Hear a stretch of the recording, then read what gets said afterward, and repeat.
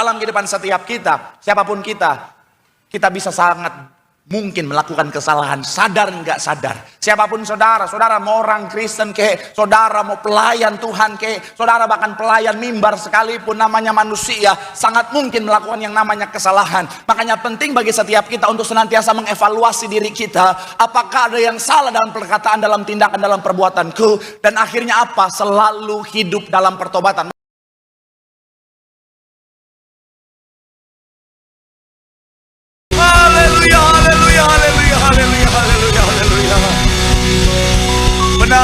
Benar Tuhan, Kau yang kami agungkan.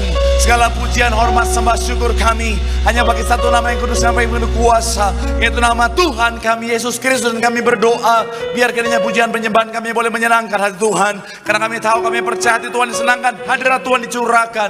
Dalam hadirat Tuhan ada berkat, ada sukacita, ada mujizat. Artinya siapapun yang hadir, yang sakit Tuhan sembuhkan, yang terikat Tuhan berikan kelepasan, bahkan ada kemenangan yang pasti Tuhan nyatakan. Terima kasih Tuhan, dan dengan ucapan syukur di tempat ini, kami mau bawa hati kami, Tuhan siapkan hati kami untuk lebih lagi diberkati melalui kebenaran firman-Mu. Kami doa, Tuhan yang jamah ubahkan hati kami, Tuhan yang ajar didik bentuk setiap kami, Tuhan yang berbicara bagi setiap kami. Apapun yang disampaikan bukan berasal dari hamba-Mu yang terbatas, tapi semuanya adalah isi hati Tuhan. Karena kami percaya ketika yang disampaikan adalah isi Tuhan, pasti ada kuasa, pasti memberkati. Dan kami juga bersatu hati berdoa, kami menyerahkan hamba-Mu yang kepercayaan untuk menyampaikan firman Bapa. Urapan Tuhan mengalir, Tuhan yang sucikan, Tuhan yang layak untuk bungkus di balik kaki salib. Tuhan, jika ada dosa Tuhan memohon ampun, kelemahan tubuh Kau yang memberikan kekuatan. Hamba terbatas tanpa Tuhan, hamba gak bisa apa-apa tanpa Tuhan. Tapi dalam pengurapan Tuhan ada kekuatan yang baru. Tuhan sanggup ubahkan yang biasa, yang luar biasa, yang lemah jadi kuat, yang tidak layak untuk jadi berkat. Semua yang hadir pasti diberkati sempurna. Isi hati-Mu yang disampaikan, kemuliaan hanya buat Tuhan. Mari yang siap diberkati dengan sukacita sama-sama kita katakan amin. Tepuk tangan yang paling meriah buat Tuhan. Silakan duduk baik saudara. Terima kasih buat setiap rekan-rekan yang sudah melayani dengan luar biasa. Dan dari mimbar ini saya mau sampaikan salam damai sejahtera. Shalom. Sekali lagi shalom. Haleluya. Dalam Tuhan ada sukacita, amin. Dan di mana ada sukacita pasti ada senyuman di wajahnya. Boleh sama-sama berikan senyuman dulu. Jumpai kanan kiri depan belakangmu, katakan mari bersukacita dalam Tuhan. Yuk minimal 2-3 orang kiri kananmu depan belakangmu dengan senyuman yang paling manis. Senyuman awal bulan, senyuman bulan kasih sayang. Saya doa yang jomblo-jomblo bulan ini dapat pasangan. Ngapain ibu-ibu ikutan? Anak muda dong, ibu-ibu ngapain? Amin, gak bisa, udah punya sendiri di rumah, oke? Tapi sekali lagi saya mau bilang saudara, orang-orang yang luar biasa, amin. Kenapa? Karena setiap saat senantiasa semangat mencari Tuhan, setia mencari Tuhan. Saya mau bilang saudara, orang yang semangat setia cari Tuhan, janji Tuhan, hidupnya anak cucunya pasti diberkati Tuhan. Sekali lagi tepuk tangan yang paling meriah buat Tuhan. Sama-sama bilang sama saya, aku pasti diberkati Tuhan. Anak cucuku pasti diberkati Tuhan. Bilang kanan kirimu, kamu juga pasti diberkati Tuhan. Bilang saya sama yang ngomong, kamu luar biasa. Bilang sama yang ngomong, semangat. Tepuk tangan yang paling meriah buat Tuhan. Haleluya. Yuk langsung saya saudara yang bawa Alkitab, kita mau angkat Alkitab kita. Alkitab juga boleh, Alkitab juga boleh. Yang gak bawa Alkitab angkat tangan juga boleh. Sama-sama dengan iman percaya, sama-sama kita katakan dalam nama Tuhan Yesus, aku percaya Alkitab ini adalah firman Tuhan. Setiap kata kalimatnya sanggup memberkati aku. Dan hari ini aku pasti diubahkan, aku pasti dipulihkan. Dalam nama Tuhan ini sama-sama kita katakan.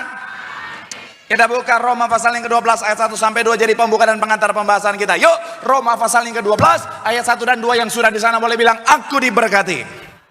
Sama-sama kita baca 3. Ya, karena itu saudara-saudara, demi kemurahan Allah aku menasihatkan kamu supaya apa? Sebagai persembahan yang hidup, yang kudus, yang berkenan kepada Allah, itu adalah ibadahmu yang sejati. Ayat yang kedua, janganlah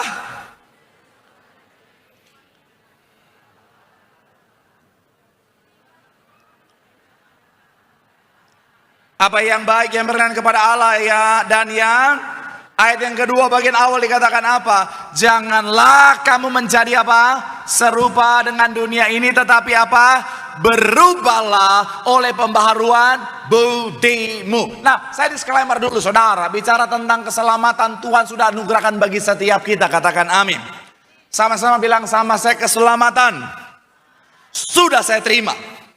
Amin. Tapi begini saudara, bicara tentang konsep keselamatan yang benar, jangan hanya sampai kita ambil setengah-setengah kebenarannya. Kenapa? Karena kalau kita ambil setengah-setengah bisa salah paham. Saya mau bilang saudara, keselamatan harus kita ambil secara utuh. Artinya apa? Keselamatan memang sudah Tuhan anugerahkan bagi setiap kita, tapi bukan hanya untuk diterima saja, tetapi juga harus dikerjakan. Sama-sama bilang sama saya, bukan cuma diterima.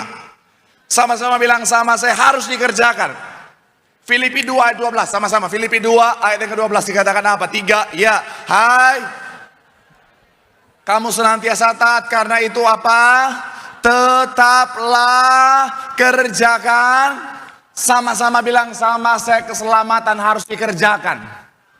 Amin. Kenapa? Karena kalau kita tidak kerjakan, keselamatan bisa hilang. Kok bisa Pak Pendeta? Saya mau bilang saudara, keselamatan itu memang ada untuk selama-lamanya. Tapi kalau kita tidak jaga dengan baik, kalau kita tidak kerjakan keselamatan itu saudara, saya mau bilang saudara, itu bisa hilang daripada kita. Memang tetap ada di dunia ini saudara, tetapi ketika kita tidak jaga dengan baik, hilang daripada kita. Ketika pengangkatan itu terjadi, kita bisa akhirnya menjadi orang-orang yang tertinggal. Analoginya begini saudara, handphone ini saya analogikan sebagai keselamatan.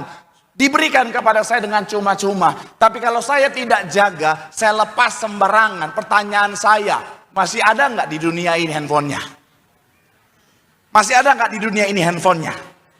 Masih ada. Masih di tangan saya atau tidak? Tidak. Jadi ketika pengangkatan terjadi, saya tidak memiliki keselamatan itu saudara. Maka sekali lagi saya mau bilang saudara, keselamatan harus dikerjakan. Sama-sama bilang sama saya, harus dikerjakan. Amin. Dan salah satu cara mengerjakan keselamatan adalah dengan selalu berubah ke arah yang lebih baik. Sama-sama bilang sama saya, berubah. Sama-sama bilang sama saya, ke arah yang lebih baik. Amin. Dan itu yang sama-sama kita akan bahas hari ini saudara dalam judul khotbah, perubahan. Sama-sama bilang sama saya, perubahan. Sama-sama bilang sama saya, berubah. Dan sub judulnya adalah perubahan dalam kehidupan orang percaya dalam mengerjakan keselamatan. Sekali lagi, subjudulnya adalah perubahan dalam kehidupan orang percaya dalam mengerjakan keselamatan. Doa saya melalui firman Tuhan hari saudara dan saya tahu dan akhirnya mengerjakan keselamatan itu kapanpun waktu Tuhan. Kita akan terangkat dan pesta dalam kerajaan sorga. Tepuk tangan yang paling meriah buat Tuhan. Haleluya. So, perubahan apa yang harus kita lakukan atau terjadi dalam kehidupan setiap kita sebagai orang percaya dalam rangka mengerjakan keselamatan? Yang pertama saya mencatat adalah perubahan hidup atau pertobatan. Sama-sama bilang sama saya, perubahan hidup. Sama-sama bilang sama saya, pertobatan. Balik lagi Roma 12 ayat 1 sampai 2. Sama-sama kita baca. 3, ya. Karena itu demi kemurahan Allah aku sebagai apa? Persembahan yang hidup. Sama-sama bilang sama saya, yang kudus. Sama-sama bilang sama saya, yang berkenan kepada Allah. Sama-sama bilang sama saya, hidup dalam pertobatan. Ayat yang kedua, janganlah kamu menjadi serupa dengan dunia ini, tetapi apa? Sehingga kamu dapat membedakan manakah kehendak Allah, apa yang baik, yang berkenan kepada Allah, dan yang... Saya mau bilang saudara, dalam kehidupan setiap kita, apa yang harus kita lakukan dalam konteks perubahan mengerjakan keselamatan dalam kehidupan setiap kita? Yang pertama, senantiasa berubah ke arah yang lebih baik dalam konteks hidup dalam pertobatan. Sama-sama bilang sama saya, pertobatan. Amin. Jangan sampai saudara saya bilang begini, oh Pak Pendeta, saya sudah hidup sempurna Pak Pendeta, saya orang yang sempurna, saya tidak butuh pertobatan. Justru ketika kita merasa sempurna tidak butuh pertobatan, saat itulah kita butuh bertobat saudara. Kenapa? Karena itu kesombongan rohani saudara. Dalam kehidupan setiap kita, siapapun kita bisa sangat mungkin melakukan kesalahan, sadar nggak sadar. Siapapun saudara mau orang Kristen ke, saudara mau pelayan Tuhan ke, saudara bahkan pelayan mimbar sekalipun namanya manusia, sangat mungkin melakukan yang namanya kesalahan. Makanya penting bagi setiap kita untuk senantiasa mengevaluasi diri kita. Apakah ada yang salah dalam perkataan, dalam tindakan, dalam perbuatanku. Dan akhirnya apa? Selalu hidup dalam pertobatan. Makanya Ibu Gembala Sidang selalu bilang begini saudara, pertobatan itu setiap hari. Karena setiap hari kita harus mengevaluasi diri kita. Jangan anggap remeh. Jangan sampai saudara dan saya akhirnya apalagi hidup dengan sengaja dalam dosa, saudara. Saya mau bilang kalau kita hidup dalam dosa, sekalipun keselamatan sudah Tuhan anugerahkan, kita bisa kehilangan keselamatan itu, saudara. Katakan amin dulu. Pak Pendeta, khotbahnya keras banget hari ini. Nggak apa-apa. Saya percaya saudara dewasa rohani, amin. Amin. Karena betos itu saudara, B-nya itu bertumbuh. Yang lain saya belum kepikiran, saudara. Saya mau bilang sekali lagi, saudara, ya jangan akhirnya dosa jalan terus. Ke gereja sih ke gereja, tapi dosa jalan terus. Ada seorang hamba Tuhan, John Wesley, bilang begini, saudara. Ini kalimat yang menampar banyak orang Kristen. Dia bilang begini, iblis tidak peduli jika kau pergi ke gereja selama kau tidak. Sekali lagi, iblis tidak peduli kau pergi ke gereja selama kau tidak. Kenapa? Karena iblis tahu selama kau bikin dosa terus tidak bertobat, ujung-ujungnya kau akan menemani dia di neraka, saudara. Jadi sekalipun saudara ke gereja dari pagi sampai malam, sampai orang pikir kau koordinator Tiberias. Tapi kalau dosa jalan terus, iblis nggak ganggu. Teman iblis bilang begini, lu kan nggak ganggu dia. Woi, santai kawan. Nanti juga dia masuk neraka. Iya. Saya mau bilang saudara, tanpa pertobatan tidak ada keselamatan. Katakan amin. Yesaya pasalnya yang ke 30 ayat 15 bilang begini, saudara. Sebab dengan bertobat dan, sekali lagi saudara, dengan bertobat dan tinggal diam kamu akan apa? Sama-sama bilang sama saya dengan pertobatan. Sama-sama bilang sama saya dengan tinggal dalam Tuhan. Sama-sama bilang sama saya di situ ada keselamatan. Artinya kalau kita tidak bertobat, kalau kita tidak tinggal dalam Tuhan, tidak ada keselamatan. Makanya hati-hati saudara. Jangan pikir, oh Pak Pendeta saya sudah Kristen. Bahkan di KTP saya bukan Kristen. Kristen. Saya mau bilang saudara, agamamu tidak menyelamatkanmu. Yes. Nggak apa-apa, keras-keras nggak apa-apa. Saya belajar di gembala sidang, ya katakan ya, tidak katakan tidak. Saudara ke gereja, mohon maaf, gereja tidak menyelamatkanmu. Kalau dosa jalan terus, bikin dosa jalan terus. Saya mau bilang saudara benar. Sekalipun hamba Tuhan di mimbar sekalipun mempertobatkan banyak orang, kalau hidup dalam dosa, bisa-bisa nggak selamat saudara. Kalau hamba Tuhan aja betul, kalau jemaat diem. Saya mau bilang saudara benar. Karena ada banyak orang, rajin gereja, rajin, kelihatannya aktivis gereja. Tapi cuma hari Minggu saudara gereja, Senin sampai Jumat, antar anaknya ke sekolah sambil cari si gayung pink. Shalom bapak-bapak, hidup dalam pertobatan. Shalom ibu-ibu, antar anakmu sekolah. Karena kuntilanak ada di mana-mana. Bahkan di sekolah anakmu bisa ada kuntilanak. Kalau dulu kuntilanak pakai baju putih, sekarang pakai baju pink. Shalom ibu-ibu. Hidup dalam pertobatan. Jangan pulang gereja gosip aja, gosip. Baru pulang gereja minyak urapan masih menetes sudah. Dan ketawa bu bertobat. Shalom anak muda. Hidup dalam pertobatan. Jangan baru keluar gereja udah jisamsu, jiwa sampai surga.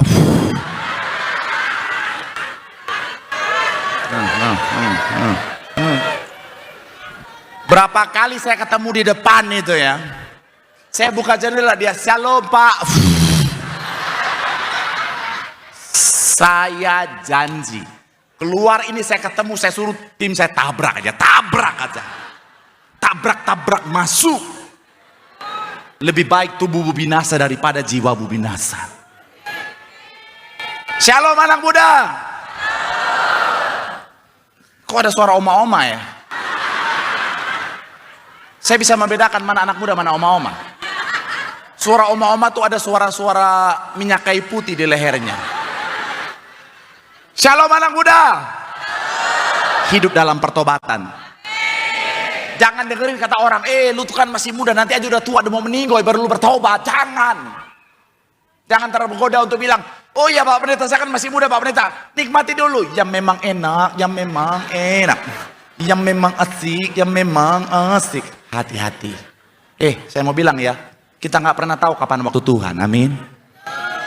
Ada orang 80 tahun masih sehat, masih fitness, masih sunbathing di Pantai Kuta, saudara. Ada orang 22 tahun tiba-tiba udah innalillahi wa inna ilaihi, saudara. Saya mau bilang hati-hati saudara, tetap hidup dalam pertobatan. Supaya kapanpun waktu Tuhan sesuai dengan penglihatan gembala sidang, saudara dan saya terangkat ke sorga, pesta di sorga. Tepuk tangan yang paling meriah dulu buat Tuhan. Bilang sama kanan kirimu, hidup dalam pertobatan. Ayat terakhir sebelum kita pindah ke poin yang kedua, Matius 7 ayat 21 sampai 23, saudara sama-sama. 3, iya, bukan akan masuk dalam kerajaan sorga, melainkan sama-sama bilang sama saya yang hidup dalam pertobatan. Ayat yang ke-22 dikatakan apa? Pada hari terakhir akan ada banyak apa? Tuhan bukankah? Dan mengusir setan demi namamu dan? Ayat yang ke-23 dikatakan apa? Pada waktu itulah aku akan berterus terang kepada mereka dan berkata, aku tidak pernah mengenal kamu. Enyallah daripadaku kamu sekalian pembuat. Saya bukan nakutin. Tapi kalau masih hidup dalam dosa nggak akan selamat. Terima kasih buat yang depan yang sudah bertobat. Saya mau bilang saudara jangan main-main sama dosa, amin. Berjuanglah hidup dalam pertobatan. Kapanpun waktu Tuhan kita akan pesta dalam kerajaan sorga. Tepuk tangan yang paling meriah buat Tuhan. Bilang sama kanan kirimu bertobat. Bilang sama yang ngomong lu juga jangan ngomong doang. Tepuk tangan yang paling meriah buat Tuhan. Haleluya. Yang kedua, perubahan apa yang harus terjadi dalam kehidupan saudara dan saya dalam rangka mengerjakan keselamatan? Yang kedua, perubahan kerohanian. Sama-sama bilang sama saya kerohanian. Sama-sama bilang sama saya spiritualitas. Matius 15 ayat 8 sampai 9. Matius pasal yang ke-15 ayat 8 sampai 9. Sama-sama kita baca. 3, ya, bangsa ini percuma mereka beribadah kepadaku, sedangkan ajaran yang mereka ajarkan ialah, sekali lagi ayat 8 dan 9. 3, ya, bangsa ini memuliakan aku dengan bibirnya, padahal ayat yang ke-9 dikatakan apa? Percuma mereka beribadah kepadaku, sedangkan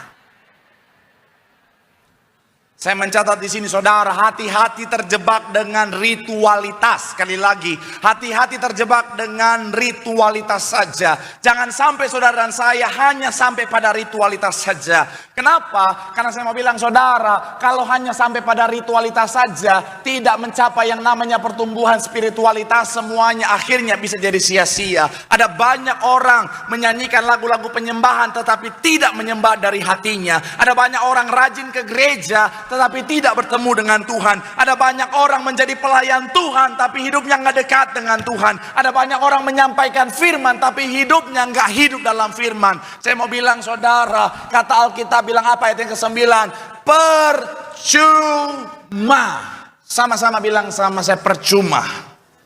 Karena begini saudara, boleh munculkan bicara tentang ritualitas. Sebenarnya ritualitas itu baik. Asalkan apa? Tercapai tujuan dari ritualitas adalah pertumbuhan secara spiritualitas. Artinya kerohanian kita ngalamin pertumbuhan saudara.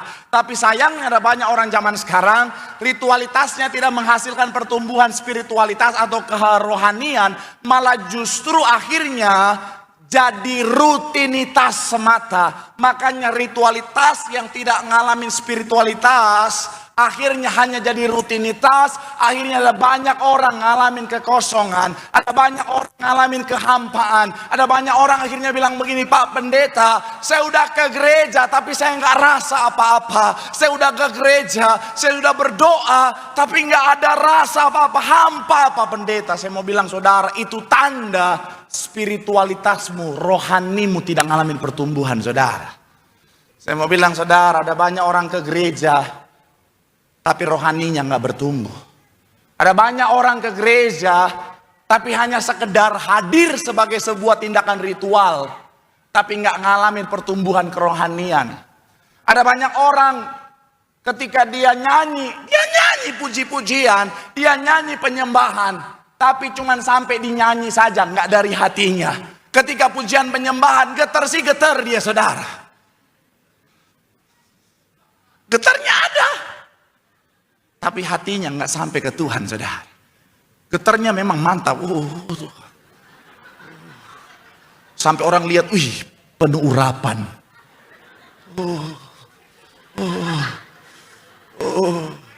Tapi hatinya nggak ke Tuhan. Hati dan pikirannya, makan apa hari ini? Saya baru lihat di depan ada restoran Batakaro campur Manado, darah Yesus. Pertemuan yang sangat luar biasa, saudara. Saya pastikan ada babi di situ, saudara. Saya mau bilang ya, ada banyak orang doa sih doa, tapi mohon maaf doanya cuma sampai di mulut, hatinya nggak ikut berdoa, saudara. Ada banyak orang fokus, wah doanya sih luar biasa kalau dia berdoa memang ya. Tuhan anugerah kebaikanmu, laksana gemuruh ombak di tengah malam. Kebaikanmu bagaikan angin di kala senja. Sampai malaikat yang lewat, kiu kiu.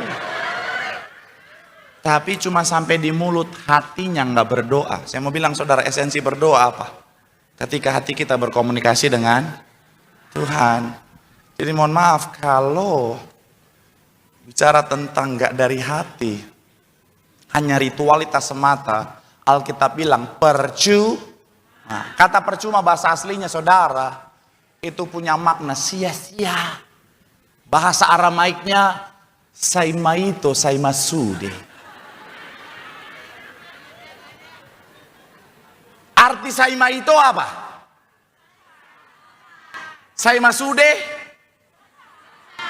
sama enggak? Percuma. Saima itu saima sude. Marcel Simangunsong.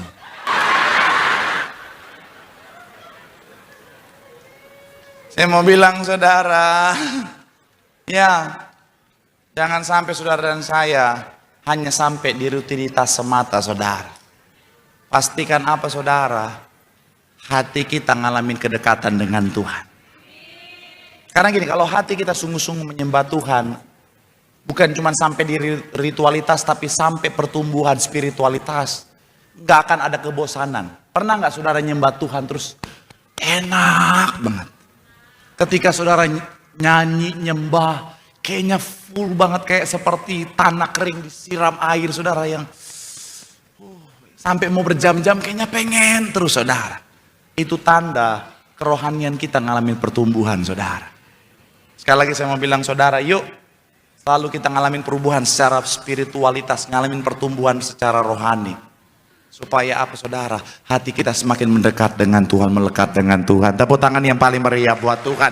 Bilang sama kanan kirimu, spiritualitas itu penting. Bertumbuh secara kerohanian. Tepuk tangan yang paling meriah buat Tuhan. Yang ketiga, perubahan apa yang harus terjadi dalam kehidupan setiap kita dalam rangka mengerjakan keselamatan adalah perubahan motivasi atau tujuan hidup. Sama-sama bilang sama saya, perubahan motivasi. Sama-sama bilang sama saya, tujuan hidup.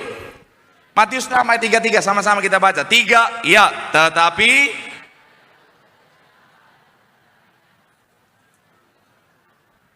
sama-sama bilang sama saya, kerajaan Allah. Filipi 3 ayat 14, sama-sama. 3, ya, dan berlari kepada tujuan untuk apa? Yaitu panggilan dari Allah dalam, sama-sama bilang sama saya, panggilan sorga. Sama-sama bilang sama saya, tujuan saya adalah sorga. Amin. Dalam hidup, dunia penuh dengan hal yang menarik, penuh dengan godaan, penuh dengan distraksi. Makanya penting bagi setiap kita untuk selalu ingat tujuan kita. Tujuan kita adalah sorga, katakan amin. Karena gini saudara, kadang-kadang dalam perjalanan kehidupan saudara dan saya, ketika kita melangkah, karena dengan segala godaan distraksi, kadang-kadang kita sudah tidak menuju pada tujuan kita, saudara. Tapi kalau kita ingat bahwa kita harus terus ngalamin perubahan secara tujuan atau motivasi hidup, kita akan tahu, oh tujuan saya sorga. Karena sorga yang menjadi apa yang Tuhan sediakan buat saya, katakan amin. Karena kalau tidak, kita bisa akhirnya berubah tujuan yang tadinya menuju pada keselamatan jadi menuju pada kebinasaan. Tapi dalam konteks bicara tentang tujuan ini saudara, pastikan saudara dan saya tetap injak bumi saudara. Maksudnya gimana? Ada banyak orang hari-hari ini saudara, tujuannya sorga baik, tetapi ngawang-ngawang. Tahu ngawang-ngawang saudara? Tahu ngawang? Ya, ngawang tuh yang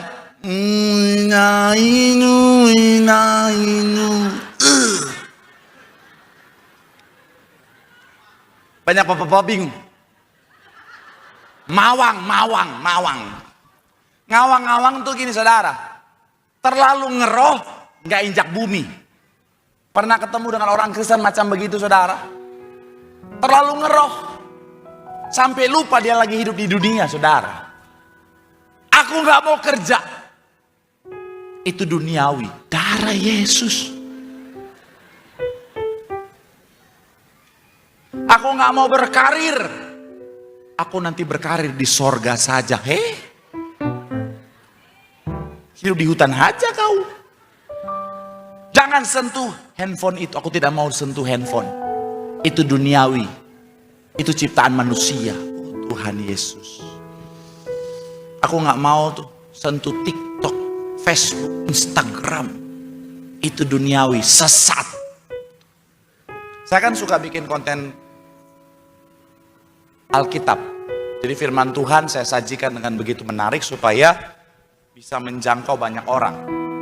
Akhirnya kemarin saya bikin satu konten yang dasar firman Tuhannya adalah apa? Jika Allah di pihak kita, siapakah lawan kita? Saya posting, saya kemas dengan point of view. Jika ada orang niat jahat, tetapi lupa siapa backingan kita. Maksud saya itu, kalau orang punya niat jahat sama kita, dia salah orang. Karena backingan kita tuh Tuhan. Iya kan? Kalau Tuhan di pihak kita, siapakah lawan kita? Kemenangan pas jadi bagian kita. Saya kemas dengan lagu yang salah orang, kamu salah orang. Iya kan? Maksudnya sekali lagi, kalau Tuhan bersama dengan kita, kita pasti akan dimenangkan Tuhan. Tapi ada komen begini. Pendeta kok model begini? Tapi saya pastikan itu bukan jemaat kita. Kalau itu jemaat kita, mari kita baptis dia rame-rame saudara. Iya. Jadi dia komen begitu. Tapi kan jemaat Tiberias kan nggak mungkin tinggal diam kan. Apa?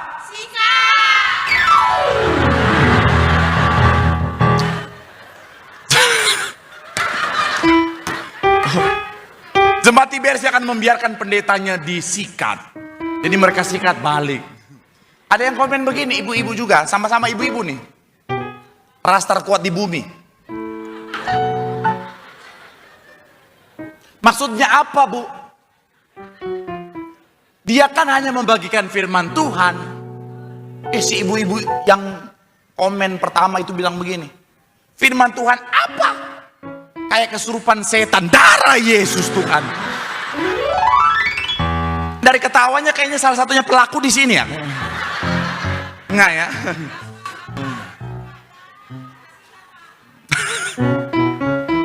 Saya mau bilang sekali lagi saudara, enggak gitu juga saudara. Kita masih hidup di dunia, amin. Jadi motivasi kita, tujuan kita adalah sorga. Jadi ketika kita bekerja, ketika kita berkarya, ketika kita belajar dan lain sebagainya, tetap tujuan kita adalah sorga. Saya percaya begini, tujuan menentukan langkah, betul ya? Saya mau ke Jakarta sama saya mau ke Tambun, langkahnya beda, betul ya? Iya kan? Saya mau ke sorga dan saya mau tetap di dunia, pasti langkahnya berbeda. Ketika orang mau ke sorga, motivasinya sorga. Ketika bisnis gak mungkin aneh-aneh. Ketika bisnis usaha nggak mungkin tipu sana tipu sini. Ketika bekerja nggak mungkin sikut sana sikut sini. Ketika kerja nggak mungkin korupsi sana korupsi sini. Ketika mau naik nggak perlu jatuhkan orang. Amin.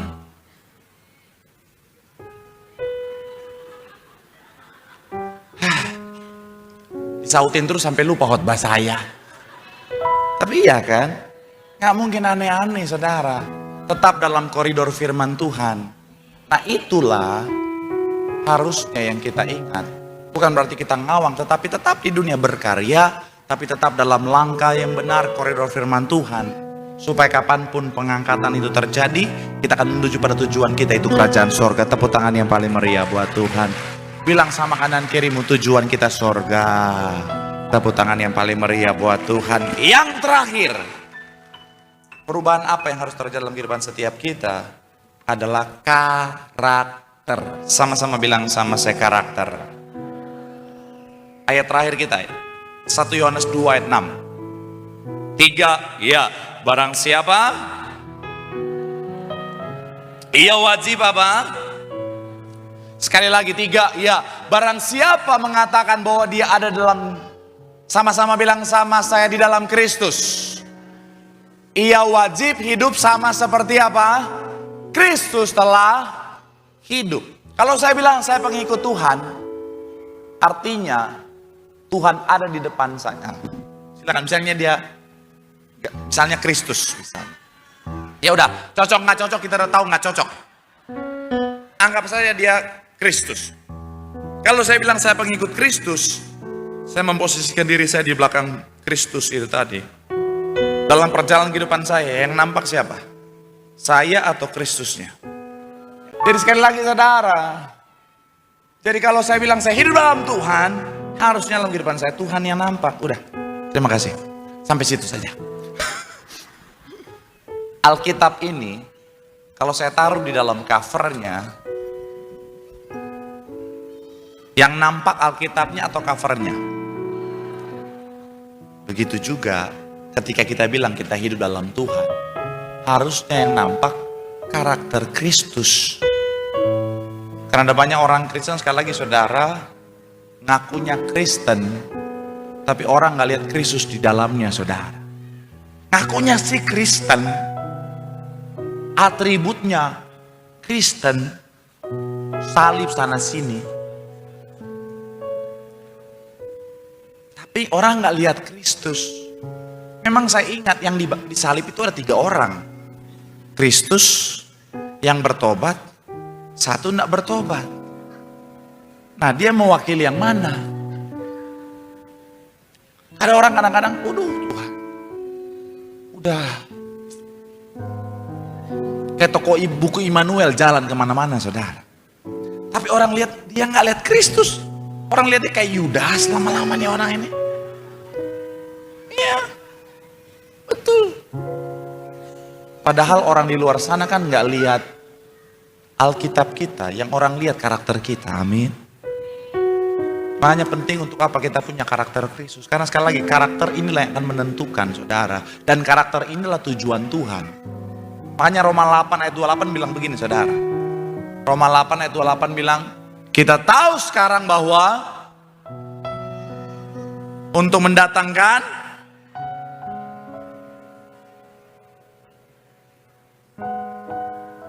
Allah turut bekerja dalam banyak hal.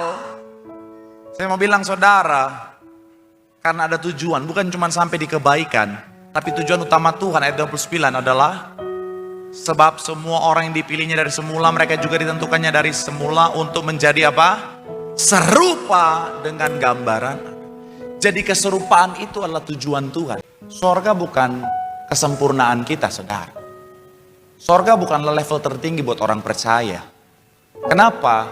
Karena sorga hanyalah tempat yang memang Tuhan sudah sediakan buat saudara dan saya. Level tertinggi kita sebagai orang percaya apa? Keserupaan dengan Tuhan itu sendiri saudara. Sorga hanyalah tempat yang Tuhan memang sediakan buat kita. Tapi esensi sebenarnya dari saudara dan saya adalah keserupaan. Makanya Tuhan ketika menciptakan saudara dan saya pertama kali serupa segambar seperti. Oleh karena dosa merusak gambar diri kita, Tuhan mati di atas kayu salib untuk mengembalikan kita serupa segambar seperti. Dan Allah turut bekerja dalam segala sesuatu. Ayat 29 bilang apa saudara? Agar supaya saudara dan saya serupa dengan gambaran anaknya. Jadi sekali lagi saya mau bilang saudara, kita harus punya karakter Kristus. Saya bicara ini saudara, bukan cuma buat saudara, buat diri saya sendiri juga. Karena firman Tuhan itu pedang bermata dua. Saya juga evaluasi. Jangan sampai saya tidak mencerminkan karakter Kristus.